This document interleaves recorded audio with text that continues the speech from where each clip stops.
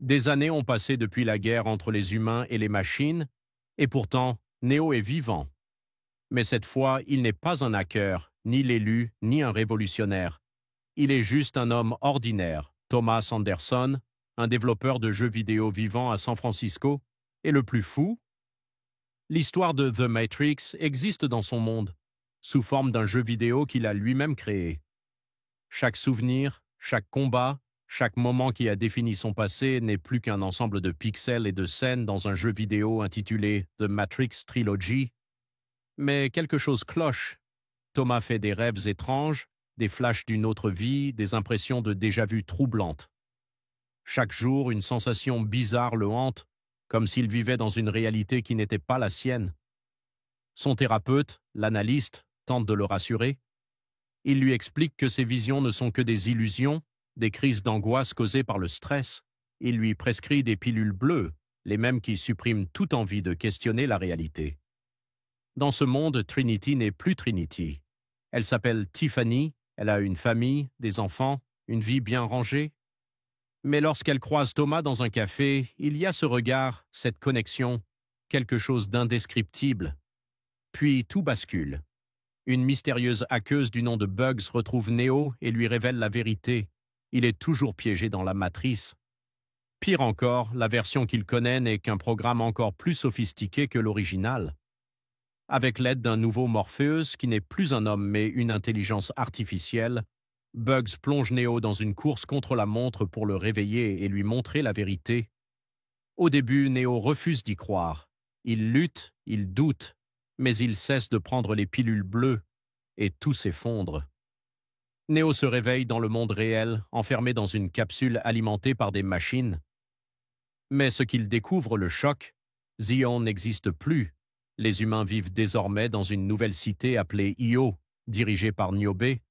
Et cette fois, les humains et certaines machines cohabitent pacifiquement. Car après la guerre, les machines ont elles aussi connu des conflits internes. Certaines se sont rebellées et ont choisi de s'allier aux humains au lieu de les opprimer. Mais pour Neo, tout cela n'a aucune importance. Il veut retrouver Trinity. Elle est toujours enfermée dans la matrice sous le contrôle de l'analyste. Mais ce dernier n'est pas un simple programme comme l'architecte ou l'oracle. Lui, il contrôle la matrice en manipulant les émotions humaines. L'analyste a compris que les humains ne cherchent pas réellement la liberté, mais plutôt la stabilité, même si elle est illusoire. C'est pour cela qu'il n'a pas éliminé Neo et Trinity. Il les a gardés en vie, proches l'un de l'autre, mais jamais assez pour qu'ils puissent se retrouver, parce qu'ensemble, ils deviennent incontrôlables. Lorsqu'ils sont connectés, ils déstabilisent le code de la matrice, la rendent imprévisible. L'analyste a donc conçu un système où Neo et Trinity sont constamment frustrés, vivant dans une illusion de choix sans jamais vraiment être libres. Mais Neo décide de défier ces règles. Il veut libérer Trinity, sauf que cette fois, elle doit choisir de partir d'elle-même. Au début, elle hésite, elle a une famille, des responsabilités, mais elle ressent cette même dissonance, ce sentiment que quelque chose ne tourne pas rond. Et puis, quelque chose d'inattendu se produit. Ce n'est pas Neo qui vole, mais Trinity. Neo, qui autrefois était le seul à défier les lois de la matrice, regarde Trinity prendre son envol. C'est elle qui prend le contrôle, qui réécrit les règles. Dans les dernières scènes, Neo et Trinity retournent de voir l'analyste. Mais cette fois, ce n'est plus lui qui dirige la matrice, c'est eux. Ils sont désormais maîtres du jeu, libres de redéfinir la réalité à leur façon. Alors qu'ils s'envolent dans le ciel, prêts à façonner un nouvel avenir, une question persiste.